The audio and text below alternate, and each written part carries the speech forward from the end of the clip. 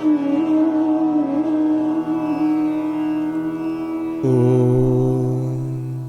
Asato Ma Sadgamaya Tamaso Ma Jyotirgamaya Mrityurma Amritam Gamaya. Om Shanti Shanti Shanti. Om, lead us from the unreal to the real. Lead us from darkness unto light. Lead us from death to immortality. Om, peace, peace, peace.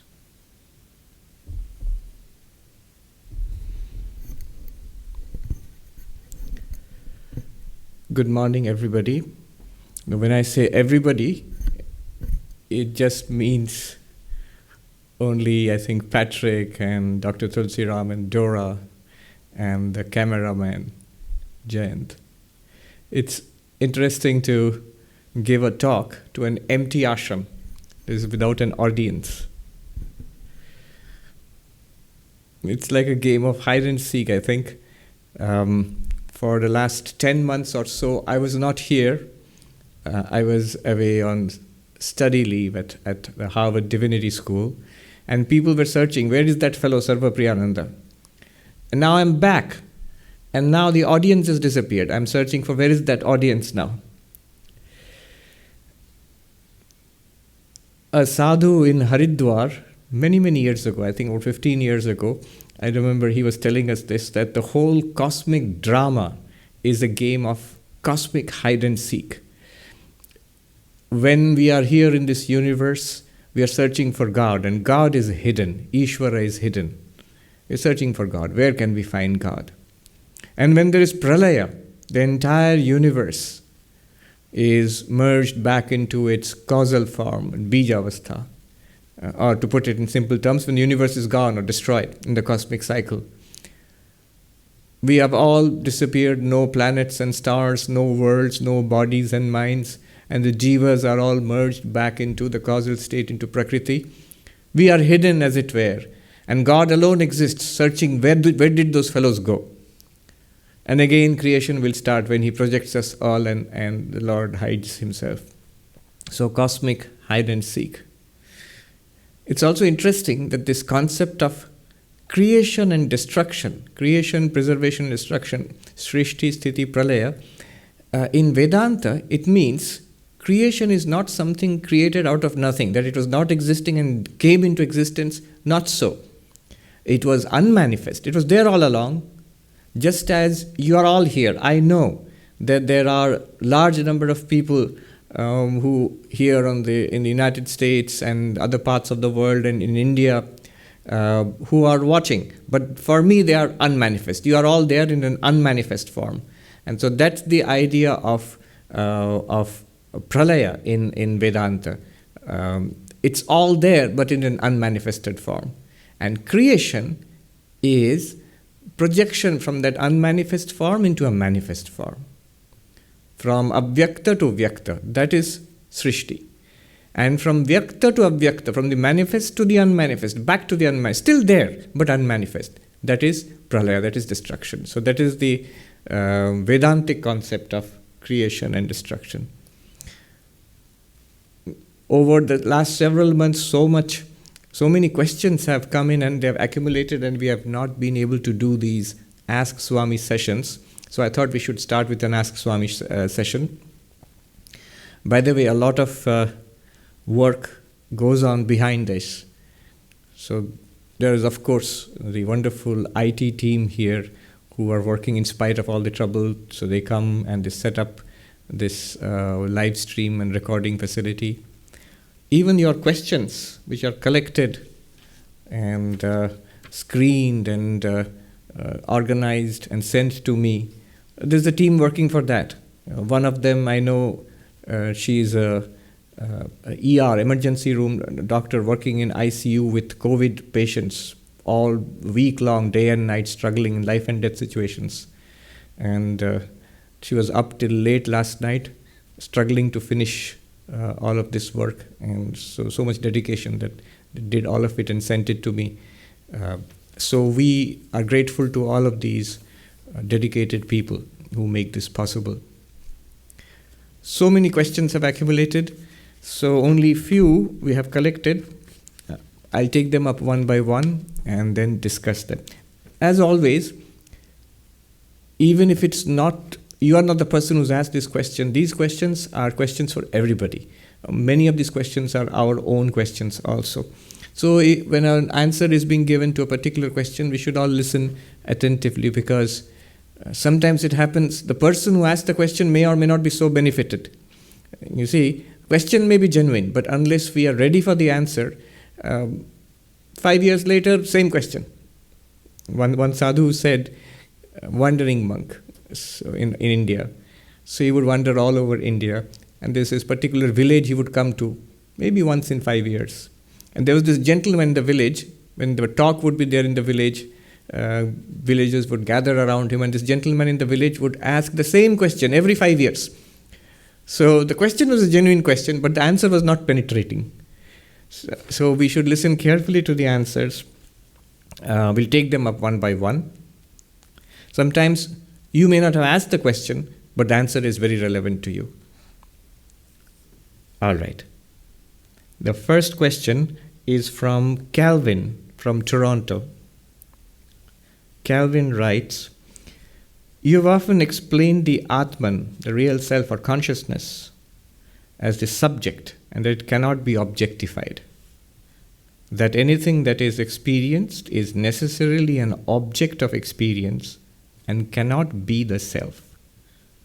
That is entirely logical, but leaves one in a quandary of how to know the self. For by that token, it can remain only an inference, a concept or an idea in the mind. Or must one develop some hitherto unknown psychic power or grow another mental faculty in order to apprehend it? Please don't give the clever but entirely useless Zen answer. Stop trying to grasp it. That only leaves one in a worse bind." Okay, Calvin, good question. You see, I've been noticing many of the questions are becoming at the same time more precise and more difficult. So as one understands Advaita Vedanta, these are the questions which show that a deeper and deeper understanding of Advaita Vedanta is coming.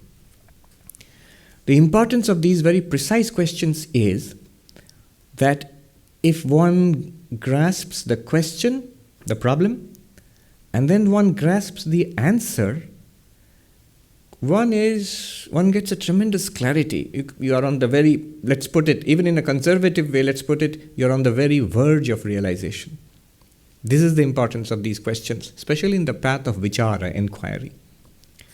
So the question, the Atman is a subject, it cannot be objectified, but then how to know the self?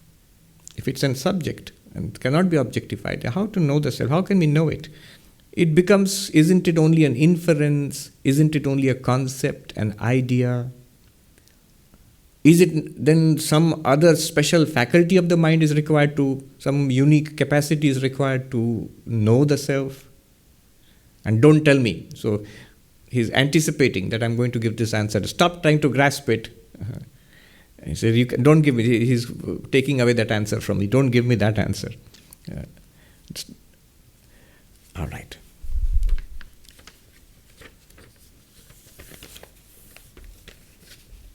Notice, reading this question carefully, you notice the self is the pure subject. There's nothing objective about it. One, correct. Second, Calvin writes, then how can you know the self? Now, what is implied here, what is implicit here, what is an assumption here, is that to know something, it must be an object. If it's not an object, it cannot be known. Knowing means objectifying. Only objects can be known. There are things which can be seen, things which can be heard, smelt, tasted, touched, things which you can think about intentionally, that your mind thinks about something, an object to your mind. Things which we can remember, things which we can desire, love, hate, all are objects. And this is the only way of knowing. And true, this is the only way of knowing that we are accustomed to. The story of the 10 friends, I've told this earlier, but it's especially relevant here.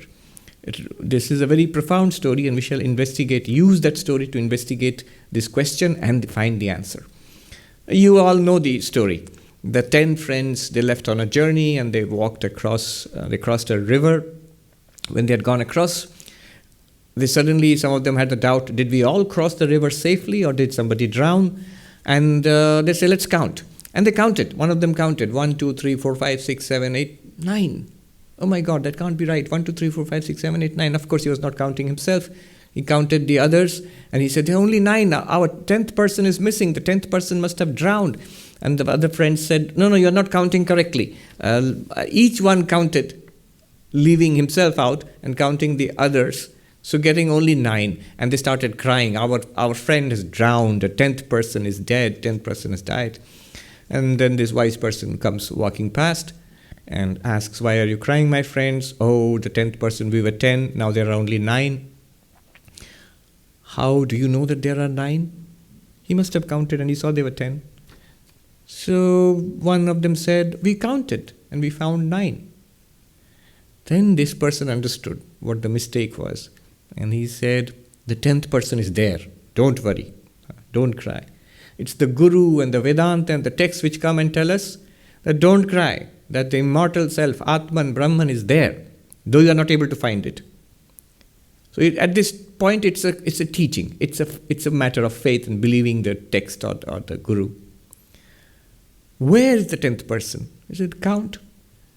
And one of them counted 1, 2, 3, 4, 5, 6, 7, 8, 9. And this wise man took his hand and turned it around towards himself and said, thou art the 10th, 10. And they found the 10th person, 1, 2, 3, 4, 5, 6, 7, 8, 9, 10. Wonderful. And they were so happy. The 10th person had been found. Now this is a story. The 10th person obviously is the Atman, the real self. And the first 9 are, they stand for body and prana and the mind and the intellect and the causal body also, the karana sharira, all of that. The panchakosha, if you will, or if you look at it as the 3 bodies, the physical body, stula sharira, the subtle body, sukshma sharira, and the causal body, karana sharira. Now, the question to investigate here is, why did they think that the 10th person was missing? Because they counted and they found only 9. Because the one who was counting did not count himself. Why did the person not counting why did that person not count himself? What was the problem? The problem was this. He expected that just as those 9 people, 1, 2, 3, 4, 5, 6, 7, 8, 9 were there outside countable, the 10th person also must be outside. Why? Because the 9 are like that. He has some reason to think that way. Everything that he has found so far is an object. 1, 2, 3, 4, 5, 6, 7, 8, 9, all are objects. So the 10th person should also have been an object. But does not find, hence comes to the wrong conclusion, completely wrong conclusion, 10th person does not exist. Because it so happens, in spite of those 9 being objects, the 10th is not an object. The 10th is the subject. The one who is doing the counting. He is used to externalizing, to objectifying. And therefore, he thinks the only way something can be counted is if it is an object. Exactly like the only way we think something can be known is if it's an object. Look at the question. The self is the subject. But then how can we know the self? Because we have taken it's deep inside our minds that the self, if it's not an object, it cannot be known. Because the assumption is only objects can be known. And there is reason for this assumption. Because all of that we have known till now are objects. By eyes we see form, object. By ears we hear sound, object. Touch, object. Smell, taste, objects. Even thinking, even memory, even understanding. We are thinking about something, object, mental object. So external object, mental object. Even emotion is about something. There's an object which we are experiencing, sadness, about something, and the sadness itself is also an object. But what are all these objects to? We jump to the conclusion, other than these objects, there is nothing. When Vedanta comes and tells us that no, other than these objects, there is a subject, a pure subject. That means which is not object at all. Purity here means the non-objective subject. So that is the pure subject of pure consciousness. When Vedanta comes and tells us this, we immediately feel it's like those people that when the wise man told them the 10th person is there, they thought it's something theoretical. Where is this 10th person? We feel, where is this self? We have to take it on faith. Therefore, the questioner says, Calvin says, so it is only an inference or a concept or an idea in the mind. This atman, Brahman, is it so? It's like saying that when I'm seeing all this, I'm seeing all this with my eyes. Now, the one thing that I'm not seeing are the eyes themselves. So what I'm seeing here, this hall, the chairs, mostly empty chairs. So this is what I'm seeing. But the eyes are not something which I'm seeing as an object out there. Now, does that mean that my eyes are an idea, a concept? Someone might say, Calvin might say, oh, but I can see my eyes in the mirror. Do you really need to see your eyes in the mirror to think that your eyes exist? No. To know that my eyes exist, I only need to see anything. The moment I see something, I see this camera, I see this chair. Now, with my understanding of what's going on, I say that not only do I see the camera or the chair, but I also know that this camera is here, the chair is here, but my eyes are also there and eyes are also functioning. That this knowledge that my eyes are there and functioning is revealed to me simultaneously with my seeing the camera or the chair. It is not an idea or a concept. It's direct knowledge. Similarly, every experience of the object, if you know Vedanta from a Vedantic perspective, through Vedantic knowledge, you realize every experience of an object, whatever the object, external object, internal object, mental object, every experience of an object reveals you as the experiencing, shining, illumining self. Not as a concept, not as an idea, directly. If you say it's a concept, if it's an idea or a concept to whom? To what? Hume, the great philosopher, Scottish philosopher David Hume, he made this same mistake. He says that when I introspect, I have a series of thoughts, memories, perceptions, but I do not find any self. He says that. Several hundred years before Hume, Vidyaranya, the great Advaita teacher in the south of India who wrote the Panchadashi, he replies, as it were, to the question that Hume raises hundreds of years later. He says, the self is not perceived, is not known because it's not an object, not because it does not exist. He says, my dear Hume, as it were, of course, you say you do not see the self, you do not experience any self. You do not experience any self could be for two reasons. One is that there's no self, therefore you don't experience it. Or you're looking in the wrong place. You're looking at an object to find the subject. You cannot. The same mistake, that anything that can be known must be an object. Yes, all that we know are objects of knowledge. But then who or what is the subject? And that is not a concept. It's not an idea. It's not an inference. You know what is an inference?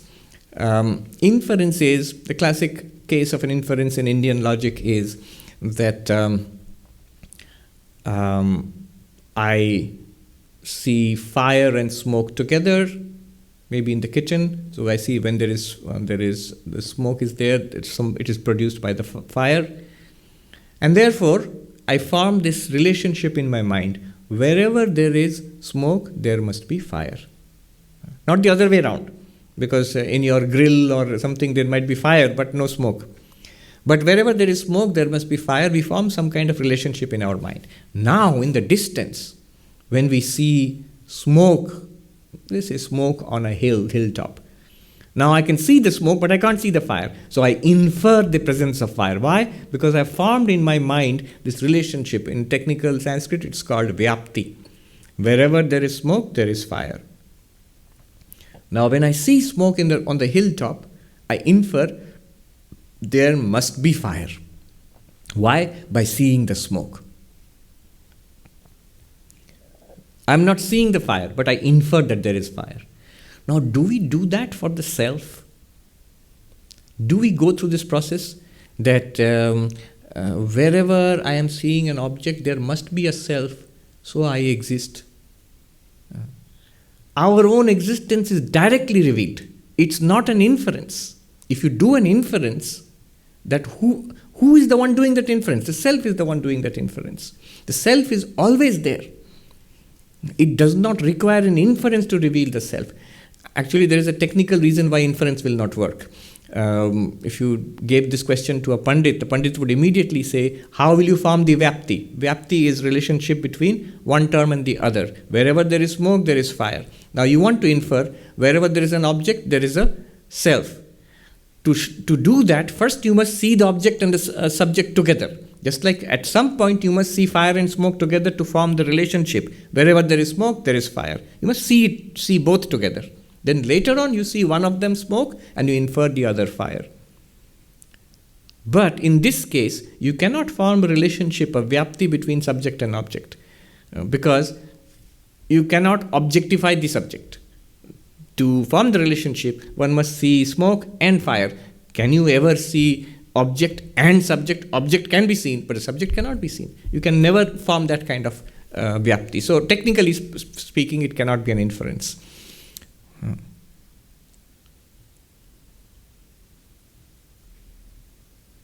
The self. Then the question is, then how, still it remains, how do we grasp it? Some special faculty is required? No special faculty is required. In Vedanta, it's called Brahmakara vritti or Akhandakara vritti. A flash of intuition about the self. When that intuitive faculty or by the constant cultivation of this Vedantic inquiry, with the help of all these Vedantic texts, the mind drops all objects, physical, external or internal, and in a moment of clarity, it sort of turns inwards. That thou art the tenth. That it's difficult to describe. A moment of immense clarity dawns. I am that. That, of course, not in the sense of an object. It becomes very obvious, not a concept, not an idea. More real than anything else outside. More real than external object, more real than internal object. More real than things of the world, more real than thoughts and feelings. This self becomes very, very evident. And once it's done forever. It's always available to you. In every action, in every thought, in every experience, the self is shining forth. Without that, no thought, no action, no experience. Now, Calvin has said, you should not say, stop trying to grasp it, like the Zen masters say. I will say it, but not in the sense Calvin thinks. When you say, stop trying to grasp it, the Zen master is not telling you to stop your spiritual quest. I want to realize the self. Of course, the Zen Buddhists will not talk about the self in this way. But I want to realize, suppose in Vedanta, I want to realize the self. I want to realize I am Brahman. Now the master is not telling you to stop that. The master is telling you to stop trying to grasp it as an object. Stop trying to grasp it. It means stop trying to find it as an object. By the cultivation of Vedantic inquiry, you begin to see It is the subject of every object. In fact, it's revealed in every objective experience. The Kena Upanishad says, Pratibodha viditam matam. In every experience. Which experience? Seeing, talking, right now. Right now. To what is this happening? That inward turn, finding the 10th, that is possible. Only when you try to stop trying to grasp it outside. Outside means external object, also internal object. No object. Now he says, that only leaves one in a worse bind. It can be frustrating. You know why it is frustrating? It's because we have a deep-seated instinct, very natural instinct, to think it's an object. We may say in Vedantic theory, yes, I know it's the pure subject, it's pure consciousness. Still I'm thinking of, okay, I have to find that pure consciousness. It is the very pure, same subject or pure consciousness or atman which is trying to find itself. That habit of trying to objectify, that is what creates the frustration. In one sense, it is extraordinarily simple. In another sense, it's because of our objectifying tendency, it becomes extraordinarily difficult. One final example, and I'll stop with this question. It's like trying to see your face in the mirror. You see the reflection in the mirror, and once you realize it's only a reflection. It's not my real face, which is here. Now, first, that real face, which is here, once you see the mirror, your face in the mirror, will you say, oh, that's a reflection, but my real face, it's just a concept? No, it's not a concept. It's the reality of which that is the reflection. The second question will come, all right, that's a reflection. Now, how do I see my real face? The only way you can see the real face, see means what? Objectify. The only way we can objectify the real face is with a mirror. That's the only way you can see it. But that objectified knowledge is not the highest knowledge. The highest knowledge is being that real face, being the atman, which you are already. That knowledge which leads you to stop the efforts to grasp it, to objectify it, what the Zen teacher said. That is enlightenment.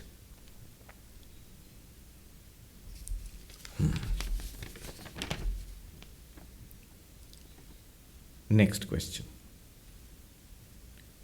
Tejasvi. Tejasvi asks, while we agree that all three states, dream, waking and deep sleep, are experienced in consciousness. Good that you agree. Why can't we say that they are all real instead of unreal, since they are indeed experienced? All right, good question again.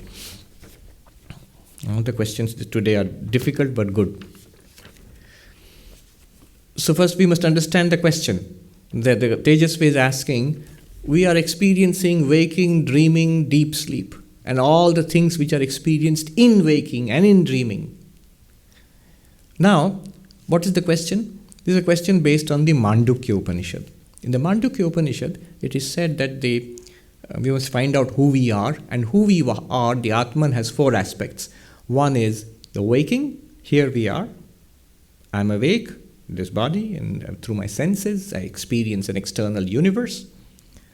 And then I fall asleep, my senses lose contact with an external reality. In my mind, there are dreams, and I inhabit a dream world.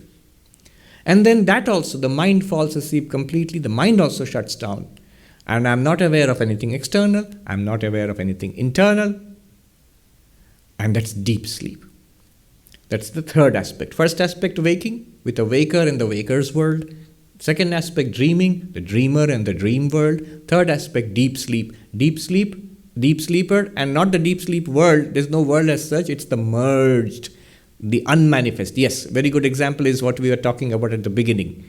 And just like the audience is mostly unmanifest here, but you're all there. Similarly, the world is there in deep sleep, but in an unmanifest form, in the blank form. All of these come and go, and the Mandukya Upanishad says none of this is your real self. The real self is the fourth, the Turiya, which is pure consciousness and existence. Unlimited awareness being. Now, what about these three? The Mandukya says they are superimposed. They are appearances. They are unreal. They appear and disappear in consciousness. They are not real in themselves. So that's where Tejasvi is asking the question, but we've experienced the waking world. We experienced dreams. So why do we not say that they are real? Why say they are unreal? And now look at the question very carefully. He has mentioned two things. They are experienced. So let's say they are real. If you experience something, it must be real. And they're experienced in consciousness. Experienced in consciousness. That is the key to the answer. Let us see how. First of all, experienced and reality are not the same thing. So the classic example of the man who sees the rope as a snake, bear with me, I know immediately you will say that yes, that's false, but the rope is real. But let's say, just for the sake of our thought experiment, that the snake which is mistaken, that the rope is mistaken for the snake, the not a real snake, you see as if you see for a moment. So that snake which is seen is not a real snake. Seeing is not the proof of reality. When a person sees water in the desert and does not know it's a mirage and thinks it's water, that water, illusory water, in a sense it is seen, but it's not real.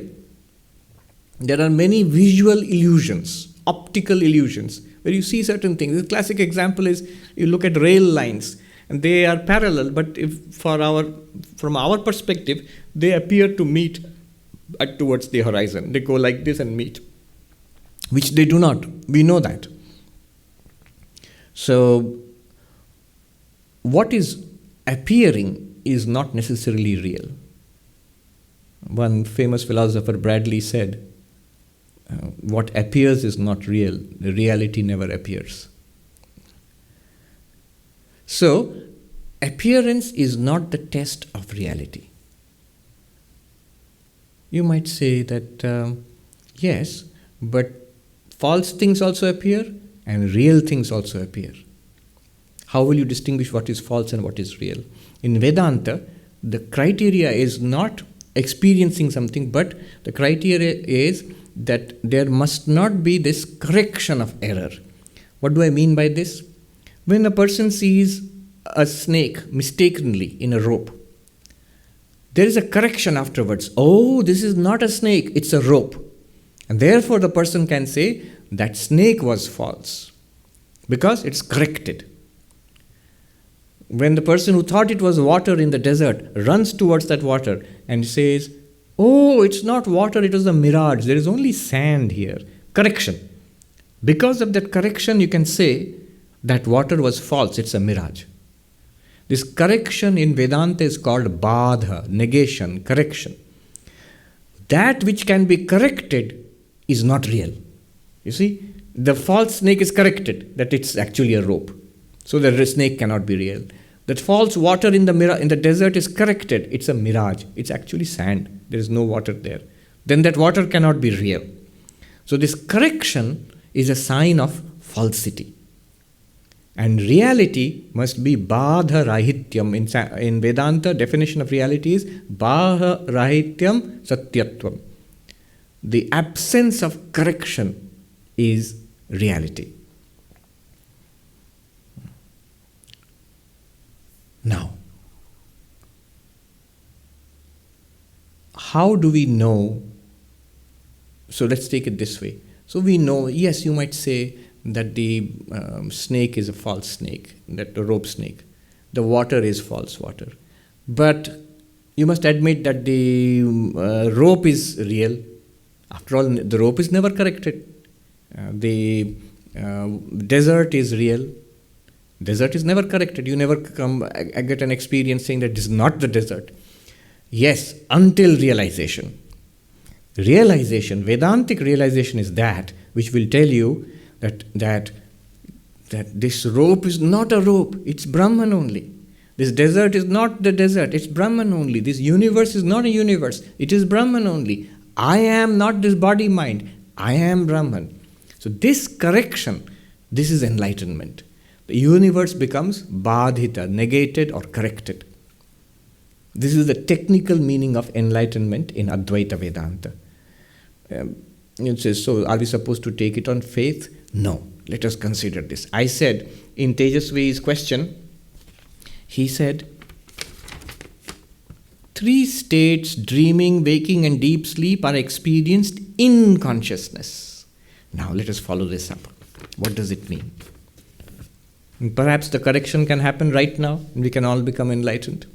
The actual audience present here and virtual audience on the net, enlightenment through internet. So what is the correction here? How can we achieve that?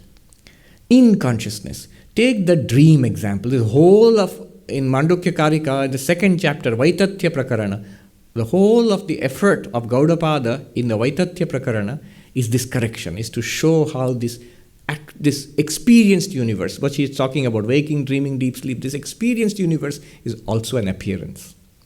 So, take the dream example.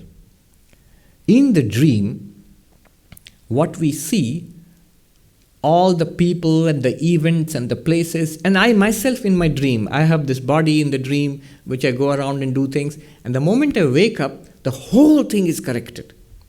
I wake up and say, oh, all that was in the dream. It was a dream, it was not real. I saw it, but it was not real. So see, seeing is not the sign of reality. I saw the dream, but now I realize it is false because it was a dream. It was entirely in the mind. Our ordinary idea of reality is, if something is out there, it's real. If I imagine it in the mind, it's imagination, not reality. So, Bill, we are joined by Bill, who's our senior most member. He is 95 years old, and he had the COVID infection, and he recovered. So that's incredible. All right, back to reality. We're talking about reality and appearance, our old subject. The whole thing is in the mind, and that's why we say a dream is not real, because I imagined it in the mind. It has no existence apart from the mind.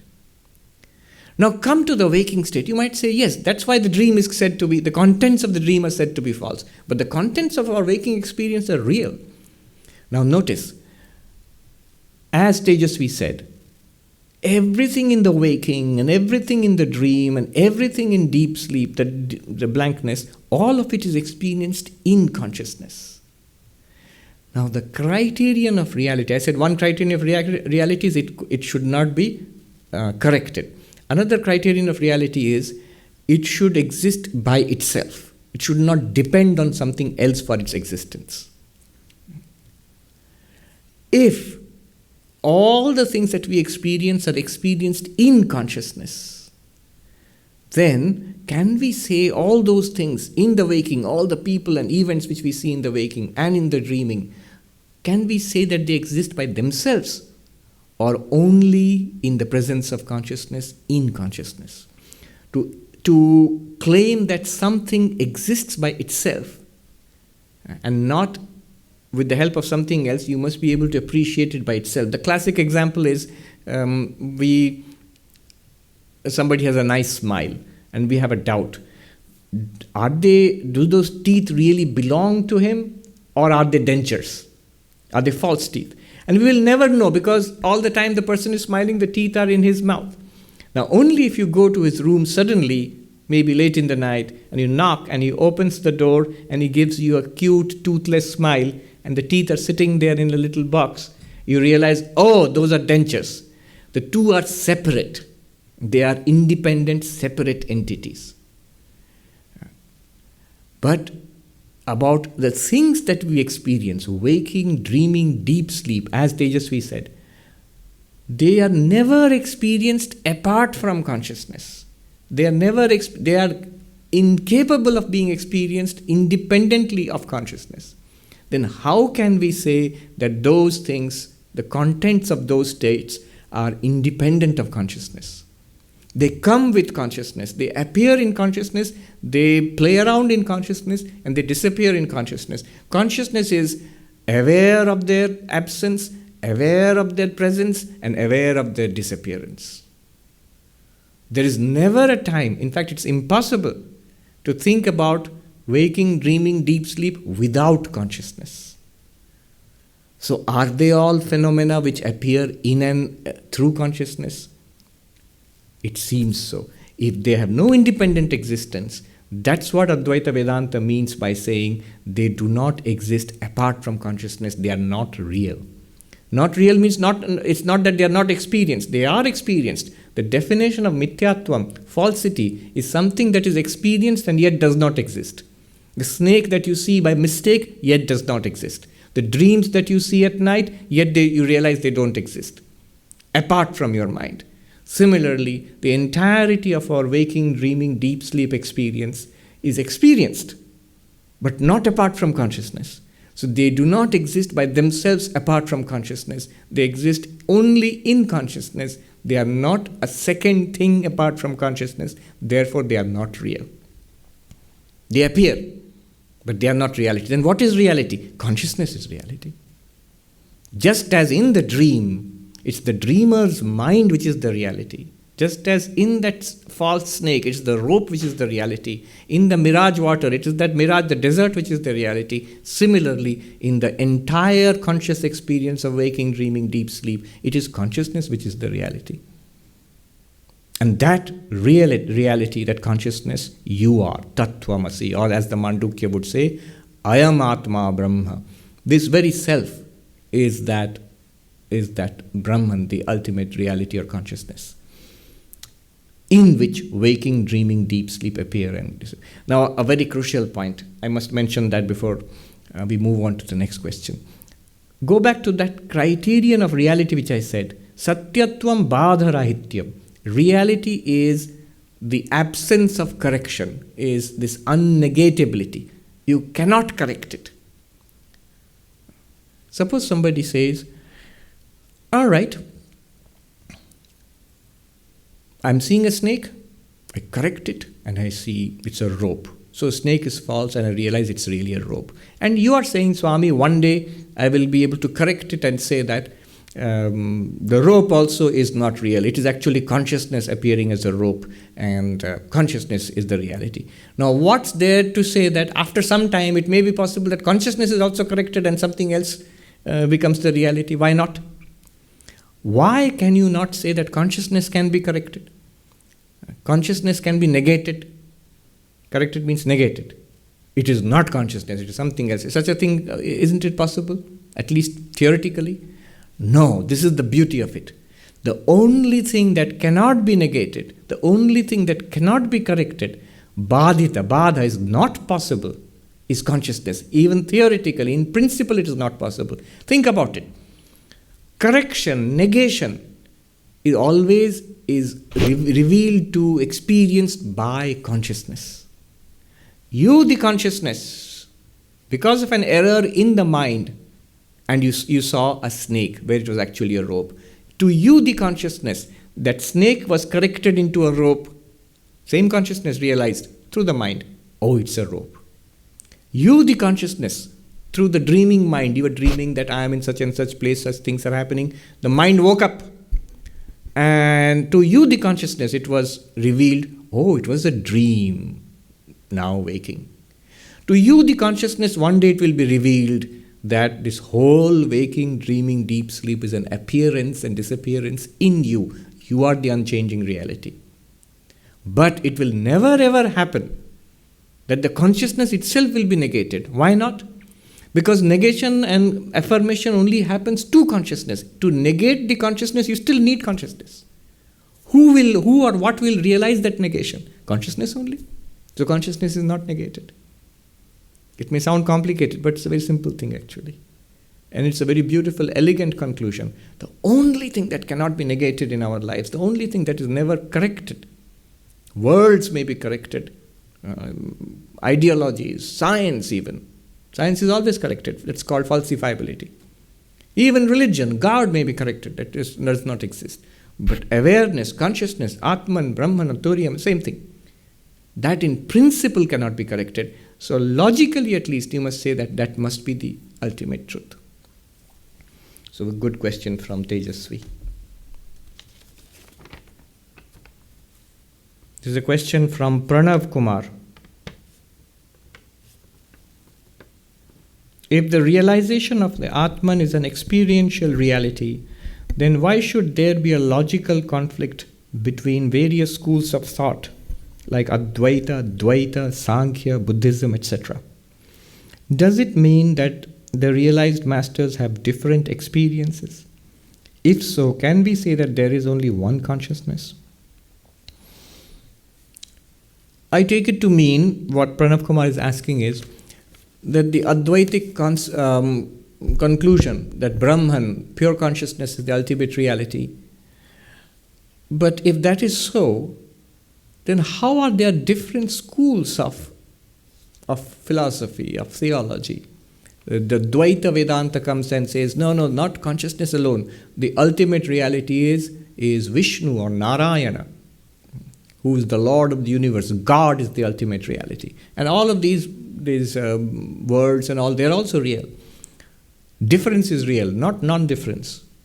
The Vishishtadvaita, qualified monism, comes and says, no, it's not that difference is real, it's not that identity is real, but rather it's an qualified identity.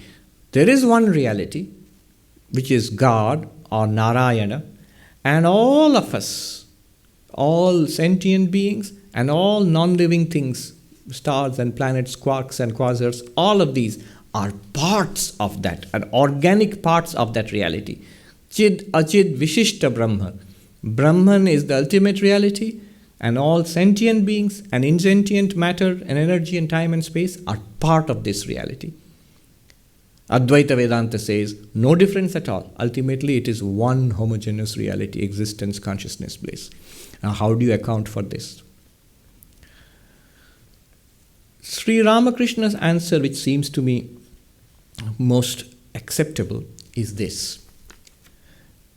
All of these approaches, dualistic approach, non-dualistic approach, the Sankhyan approach, even the Buddhistic approach, the devotional approach, all of them are paths about the same ultimate reality. But the same ultimate reality is infinite in its nature. You cannot say it is only formless. It is also with form. You cannot say it is only consciousness existence. No, it's also with qualities. It can be seen as a personal God who is loving and omnipotent and omniscient and just. So it's that ultimate reality admits of infinite dimensions within itself. And there's different paths. So all the religions, you have to think of them as paths. This is Sri Ramakrishna's approach. All the different paths, they take you to one or the other aspect of this infinite reality. What is Advaita Vedanta's take on this? Advaita Vedanta, of course, is very clear about it. The ultimate reality is existence, consciousness, bliss. Now, if you ask, but then what about all these other masters? Vishishtadvaita, Dvaita, and the Buddhists, are they all false? They consider, some strict Advaitins would say that, oh, that's all Maya, it's false. But a more considered answer will be, that's all in the Vyavaharika, transactional realm, where that same Brahman with name and form appears as this world, appears as us with bodies and minds, and appears as a God of this world.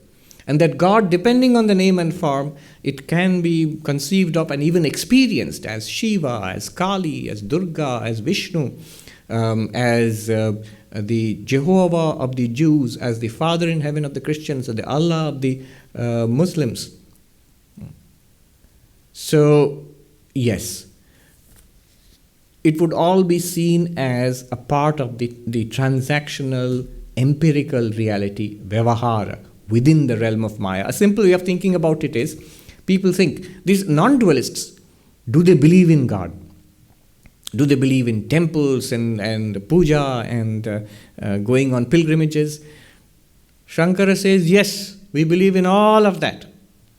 Everything that the dualistic religions prescribe is accepted in principle by a non-dualist, Advaitin. Only, and this is what drives the dualists wild, only it is transactional, empirical, vyavaharika. It is helpful to the realization of the ultimate truth, which is that I am Brahman, Aham Brahmasmi. This would be the Advaitic idea. Another way of looking at it is this. Sri Ramakrishna gives a very beautiful example. You see, what Sri Ramakrishna would do is, whatever you showed him, he would be very curious about the world, but then he would connect it to something in spiritual life. So, photography. In those days, photography was had a big fuss. Nowadays, you can simply take a selfie.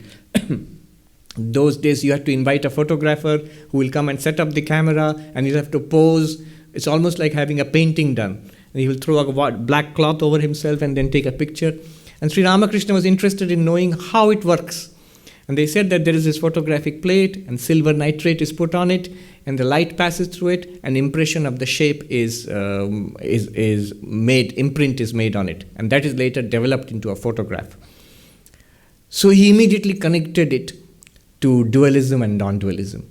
He says, if it's simply glass, then just light, pure light will stream through it, leaving no impression at all. That is Advaita. No form, which is just consciousness.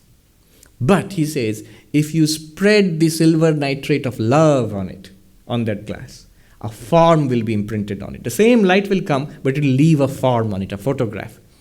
So what is the silver nitrate of love? So I love my Krishna or my Christ or my Gopala, my Lord Shiva or my Mother Kali. And when that same light streams through my mind, it leaves an impression in the form which I love. So you can say that ultimate reality, Satchidananda, appears to you as Kali, as Krishna, as Shiva, as your Ishta Devata, your chosen ideal. And according to Advaita then, this is what happened to the great masters in different devotional approaches. One more point. The question about Buddhism, where they do not talk about God or the forms of God. So is it the same thing as what Advaita Vedanta is talking about? I'll just mention this. There's a lot of discussion about particular forms of Buddhism, especially the Tibetan Buddhism, Dalai Lama and his followers. The philosophy of Tibetan Buddhism, the philosophy of Advaita, they are not the same, but they often like mirror images. They seem to be pointing towards something similar. And one sign of that is, both will say, no, they are different from us. I think that shows a kind of anxiety or insecurity that they are talking exactly about what we are talking about. The Advaitin is keen to dismiss Madhyamaka Buddhism of Nagarjuna, and the Madhyamaka Buddhists are keen to dismiss Advaita Vedanta. But when you see how they dismiss each other, you can see that they are misconstruing each other in order to dismiss them. If you take it in the spirit of their own teachings, you will see they are pointing towards more or less the same thing. I was in the fall semester at Harvard. I took a course on Indo-Tibetan Buddhism, philosophy of Nagarjuna as it was developed in India, Chandrakirti and others, and then later in Tibet by many great teachers in Tibetan Buddhism. So when I entered the class, our professor, who is a leading authority on this in the world, he said, Swami, leave your Advaita outside. It's not about Advaita. He knows that immediately he'll try to make connections between Advaita and Madhyamaka Buddhism. So, all right, the class proceeded. One day I was walking outside the Harvard yard and I saw a Tibetan Lama. And I went up to him and he looked at me and he said, oh, what are you doing here? I said, I'm studying your tradition at Harvard.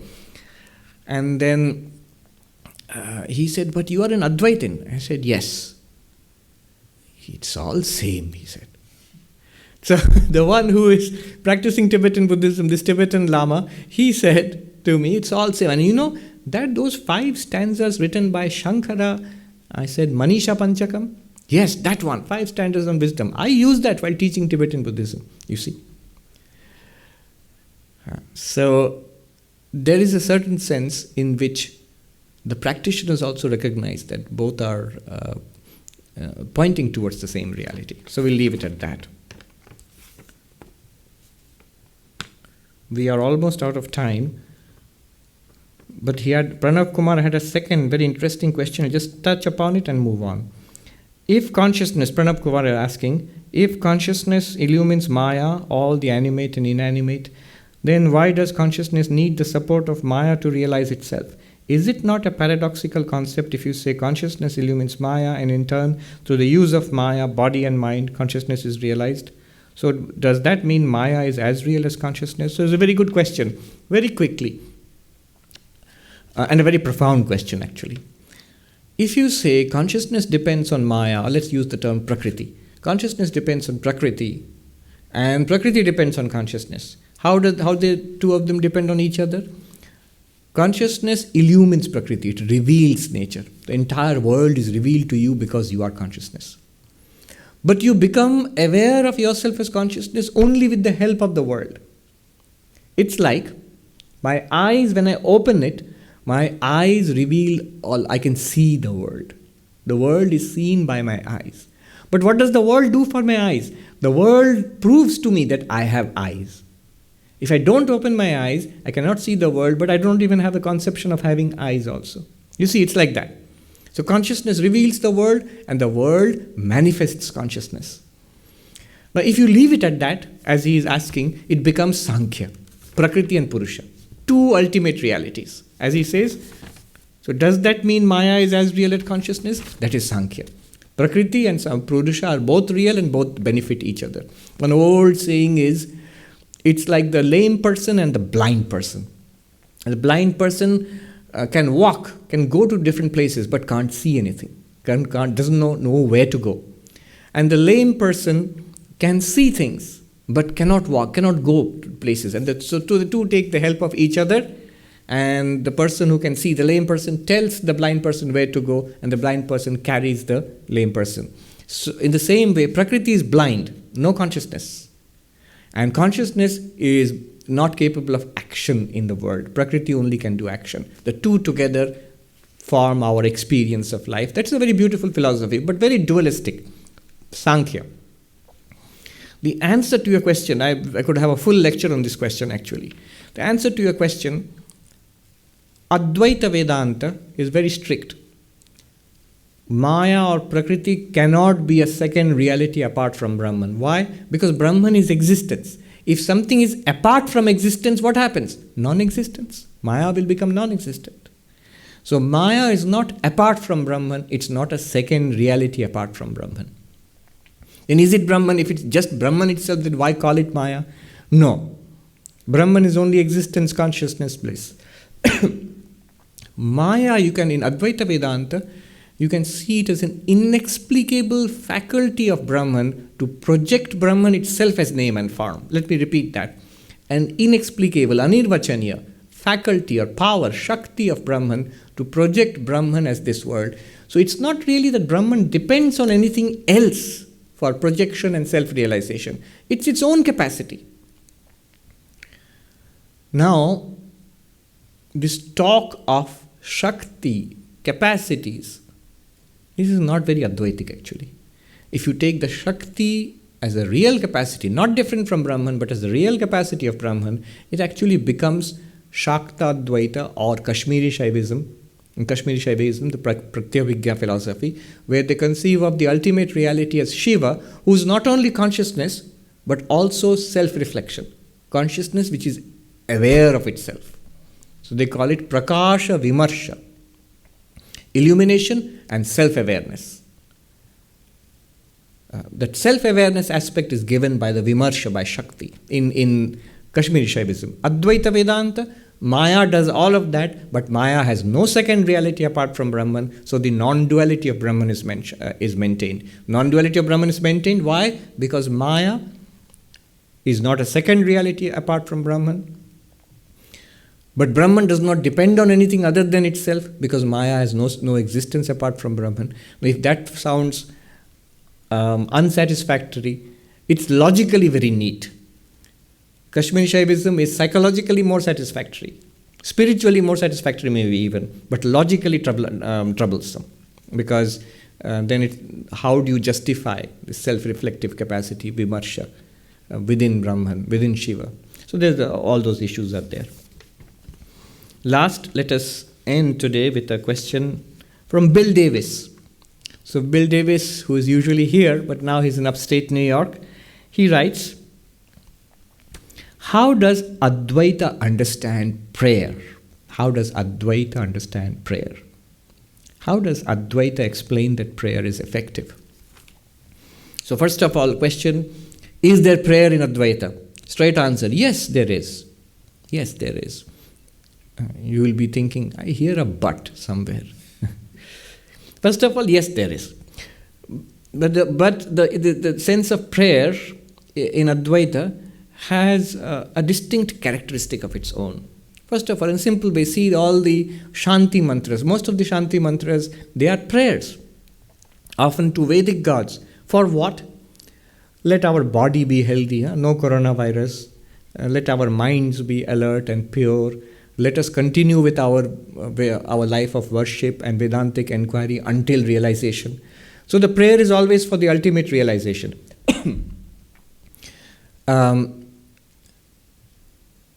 Ishopanishad. Hiranmayena patrena satyasya pihitam mukham. The face of truth is hidden by the shining disk of this word, name and form. So I pray to you, Lord, remove Vyuha Rashmin, Samuha Teja, withdraw your rays, shade that burning brilliance, so that I who desire realization, I who have walked on the path of righteousness, I can realize thee. It's a prayer. In the Bhagavad Gita, 15th chapter, we find Tameva chadyam purusham prapadye yatah pravritti prasita purani. I worship that primeval being from whom this entire infinite series of action, karma, has started, originated from that being, from Brahman. I worship that. I pray to that. So prayer is there. The prayer is always for knowledge, ultimately for knowledge, and all the qualities needed for knowledge. This discernment, viveka, dispassion, vairagya, the spiritual disciplines, and intense desire to be free. I pray to the Lord that the Lord may give me all of that. So it is there. Prayer is there. But then you may ask, who is praying to whom? There the concept of Brahman as Genya Brahman and Upasya Brahman. Brahman is, the ultimate reality is understood in two ways. The Genya Brahman is the Brahman to be realized, and it's always to be realized in the form, I am Brahman. So there no prayer is possible. There the only sense of prayer is that quest for self-realization. Shankaracharya actually says in the Vivek Chudamani, Swaswarupa Anusandhanam Bhakti Ritabhidiyate. Bhakti, devotion, is the quest for the reality of the self. Now that's a very strange definition of bhakti. It will make all the bhaktas annoyed. That bhakti, devotion, is the quest for realizing who am I. That's not how most devotees understand devotion. Devotion is love and surrender to God. So that's one sense in which Genya Brahman to be realized. There the devotional relationship is not emphasized. But then there's Upasya Brahman to be worshipped. Which is the Brahman to be worshipped? The same Brahman with qualities. The term is Saguna Brahman or God. So as long as we think of ourselves as these limited beings, Jiva, till that point, Brahman, the ultimate reality, is God to us. Saguna Brahman or Ishvara. And a relationship of prayer is set up. Certainly one can pray. Shankaracharya composed so many wonderful hymns. What is he praying to? He is praying as Shankaracharya and teaching us to pray to God in the form of Shiva, in the form of Narayana, in the form of Devi, in whichever form. They are all Saguna Brahman, that Satchidananda with qualities, the God of this universe. But the heart of Vedanta is not this. The heart of Vedanta is that that Saguna Brahman, what is it reality? What is it in reality? That this individual being, I, what am I in reality? And Vedantic inquiry shows what I am in reality, existence, consciousness, bliss, is the same thing which that Saguna Brahman is in reality. That's our real nature. You and God share the fundamental, basic real nature of existence, consciousness, bliss. I am that. So that's the ultimate focus of Advaita Vedanta. So prayer is definitely a part of Advaitic philosophy. It is often seen as preliminary, as preparatory, very good. It helps you towards Advaitic realization. But I should also add here, suppose somebody says, I do not like that theistic approach. Some people say it requires belief, faith.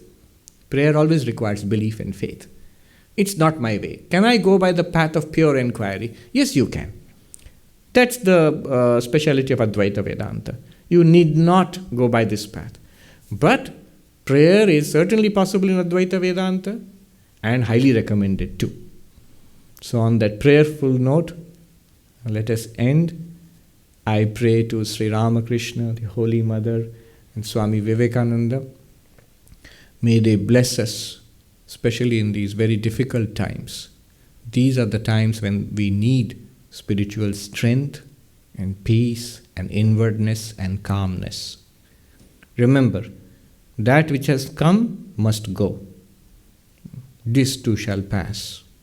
You, as Brahman, as the witness, you have experienced and seen so many things in the past. Now you are seeing this pandemic and coronavirus and all its ill effects. This also shall pass, leaving you completely unaffected. We will triumph over this situation by the grace of Thakur Mayan Swamiji. Om Shanti Shanti Shanti Hari Om Tat Sat Shri Ramakrishna Arpanamastu.